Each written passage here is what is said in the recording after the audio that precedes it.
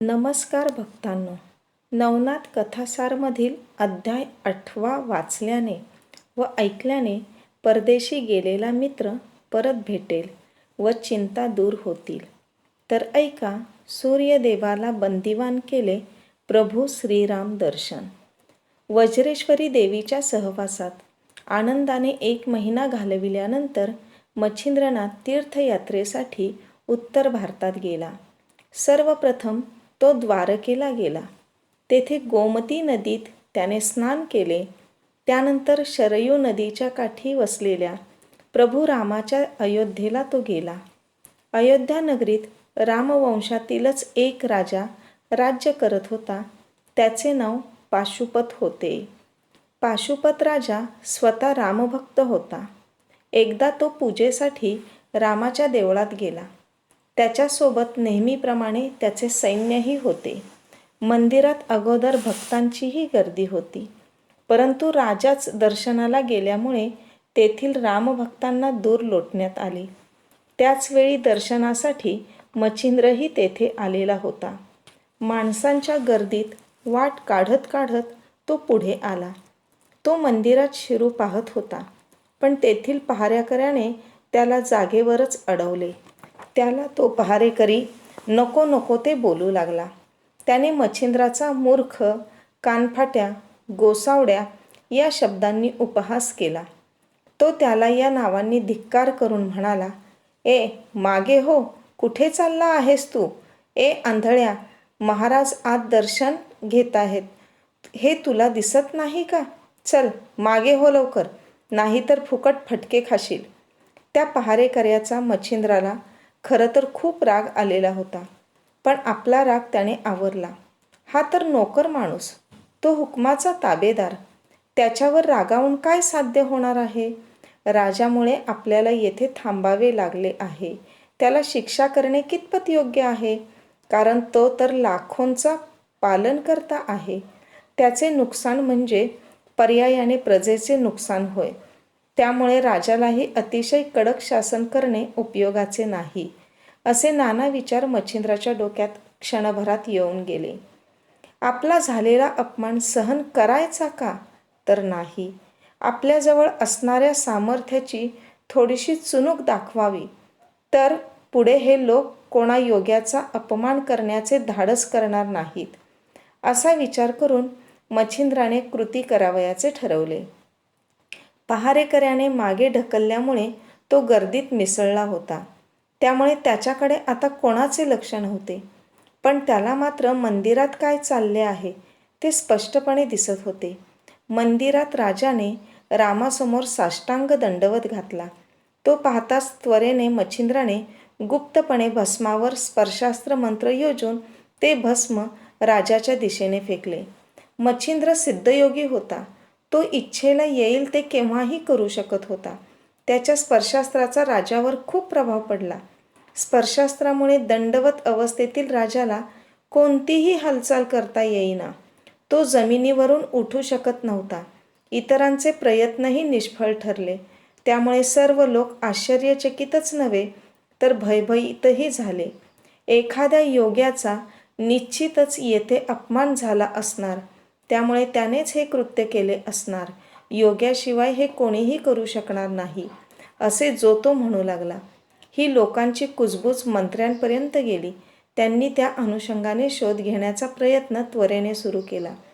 पहाऱ्याकड्याकडून झालेला प्रकार त्यांना समजताच ते सर्व मंत्री मच्छिंद्रनाथांच्या जवळ आले. त्यांचे चरण पकडून त्यांनी राजाला सोडविण्याची काकुळतीने विनंती केली. त्यांची मच्छिंद्राला दया आली. मच्छिंद्राने लगेच विभक्त मंत्रप्रयोग करून राजाला मुक्त केले. राजा उठल्यानंतर झालेला प्रकार समजून घेऊन तोही मच्छिंद्राला शरण गेला. राजाने त्यांची कीर्ती अगोदरच ऐकल्यामुळे त्यांना भेटून त्याला मनापासून खूप आनंद झाला.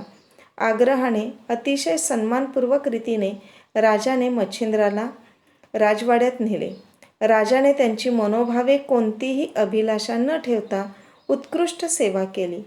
या सेवेमुळे स्वतः मच्छिंद्रनाथ भारावून गेले.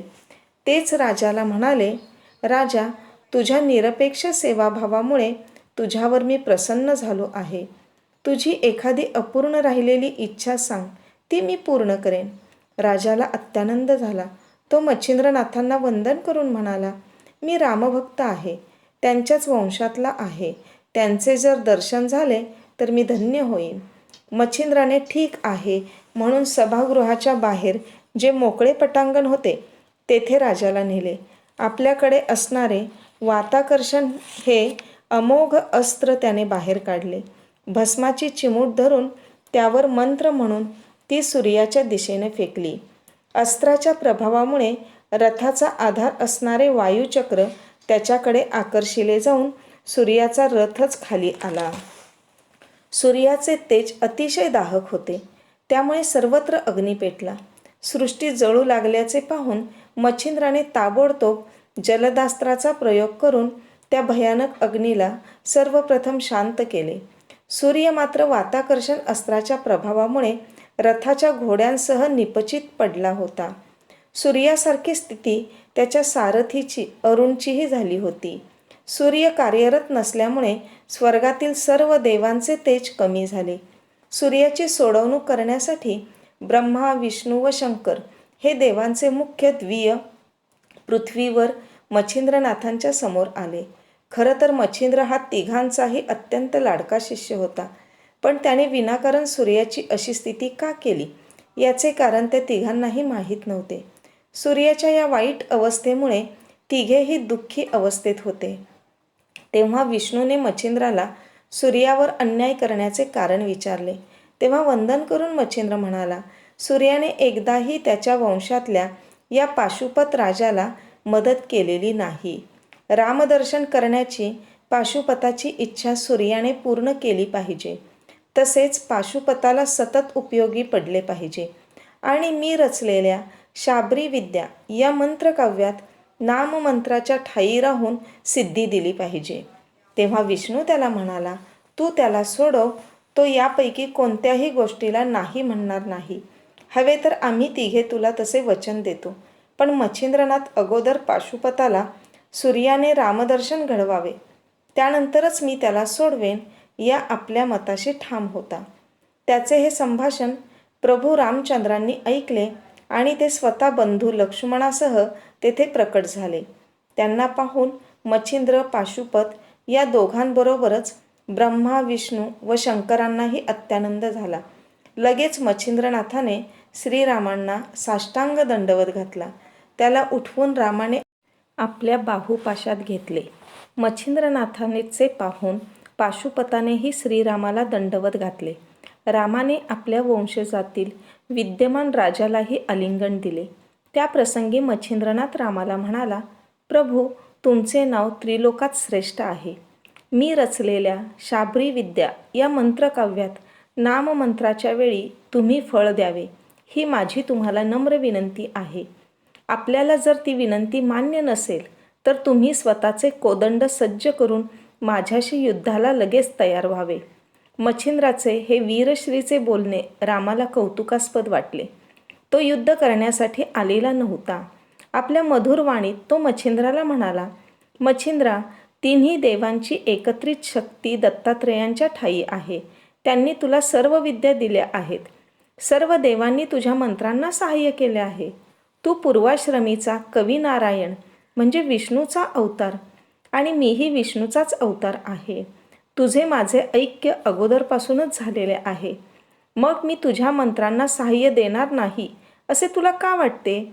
तुझ्या मंत्रात माझे नाव जेथे जेथे येईल तेथे तेथे मी 52 वीरांपेक्षा जास्त सामर्थ्यासह माझ्या सर्व शक्तींसह सहाय्याला येईन. तू निश्चिंत राहा. तू माझ्याच वंशजाला माझे दर्शन घडविलेस. खरंच तू धन्य आहेस, परोपकारी आहेस. पण आता तू सृष्टीचा प्राण असलेल्या, जगन्मित्र असलेल्या सूर्याला सोडव पाहू. माझ्यासाठी नाहक तू त्याला आत्तापर्यंत अडकविले आहेस. आता त्याला सोडव. रामाचे मनमोही बोलणे ऐकून मच्छिंद्रा इतकाच सर्व देवांनाही आनंद झाला. त्याने लगेच वाताकर्षण मंत्र मागे घेतले. त्यामुळे सूर्य बंधमुक्त झाला, सावध झाला. तो सभोवती पाहू लागला तर त्याला सर्व देव दिसले. त्याने त्यांच्याकडे आपल्याला अडकविलेल्या योग्याला पाहण्याची इच्छा व्यक्त केली. देवांनी मच्छिंद्राला सूर्याची इच्छा ऐकवताच त्याने तात्काळ होकार दिला. त्याला सूर्याच्या दाहकतेची जाणीव होती, म्हणूनच त्याने चंद्रास्त्राचा जप केला. खबरदारीचा उपाय म्हणून त्याने पुढे व मागे 2 शीतल चंद्र निर्माण केले. त्याचबरोबर आपल्या सर्वांगावर थंड पाणी सतत पडत राहावे यासाठी पर्जन्यस्त्रही वापरले. एवढी सर्व सिद्धता केल्यानंतरच त्याने सूर्याचे दर्शन घेतले. सूर्याने त्याच्यासमोर विष्णूकडून मच्छिंद्रनाथांचा जन्म, गाव, अवतार कार्य आदीबाबत माहिती घेतली. विष्णूने पूर्वाश्रमीचा कवी नारायण ऋषी सध्याच्या कलियुगात मच्छिंद्रनाथ नावाने ईश्वरी कार्य करत असल्याचे त्याला सांगितले. ते ऐकून सूर्याला अत्यानंद झाला. सूर्याने त्याला वरदान दिले आणि शाबरी विद्येला सहाय्य करण्याचे आश्वासन दिले. पाशुपत राजा सूर्याच्या वंशातील असल्याने विष्णूने व मच्छिंद्राने त्याला सूर्याच्या समोर आणले. राजाने सूर्याला वंदन करून त्याची स्तुती केली. त्या प्रसंगी सूर्याप्रमाणेच राम, लक्ष्मण, ब्रह्मदेव, विष्णू आणि शंकर या सर्वांनीच पाशुपत राजाला शुभाशीर्वाद दिले. त्यानंतर सूर्याने वातचक्राला चालना देऊन आपला रथ तयार केला. सारथी अरुणाने 7 घोड्यांना वेग दिला. लगेच सूर्य गगनमार्गाने आपल्या जागेवर विराजमान झाला. नंतर सर्व देव व सर्वात शेवटी प्रभू रामचंद्र लक्ष्मणासह स्वस्थानी परत गेले. या प्रसंगानंतर मच्छिंद्रनाथ राजाला घेऊन परत राम मंदिरात गेला. तेथे स्वतः त्याने यथायोग्य पूजाविधी केले. त्यानंतर परत राजाबरोबर राजवाड्यात जाण्याऐवजी मंदिर प्राकारातच त्याने राजाचाही निरोप घेतला. जय अलख निरंजन.